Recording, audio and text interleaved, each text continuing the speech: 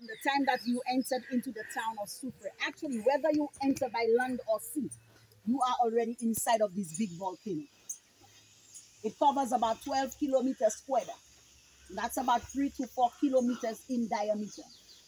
It extends about half a mile inland. In miles, it's about 7.5 miles. The entire region of Sucre is a big volcano. It is very accessible simply because it has collapsed into itself.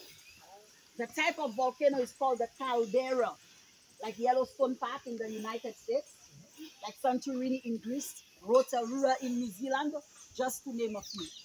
So at one point in time, it was a typical cone-shaped mountain. But due to tremendous heat and pressure during several eruptions that occurred over thousands of years, the walls could no longer stay standing. All right, so it caved into itself, creating this huge depression. So caldera, it's a Spanish word. It means a large cooking pot, a cauldron. However, it is the scientific term used for a collapsed volcano. Now, from what is documented, the formation of this caldera took place within 32 to 39,000 years ago. Wow. So it wasn't just a big bang. It was a series of eruptions that occurred over thousands of years. However, in geological years, 39,000 is like nothing. Geologically speaking, it's quite young. This is the weakest part of it right here. Okay, the exposed part of it. And the reason for that, there is a fault line. It passes through the volcano. Along the fault line, there are cracks, and most of the cracks are concentrated right here, giving rise to the activities, making this area basically the path of least resistance, you know.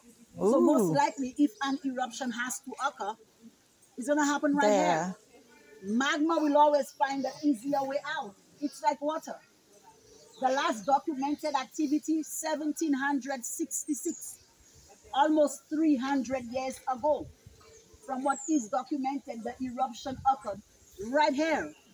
But fortunately, it wasn't a violent eruption. It was not magmatic. Steam, rock fragments, gases came up, but not magma. It is still very much alive, you know. It will erupt again one day. Ooh. Geologists, they have predicted that we are overdue because of the cycle.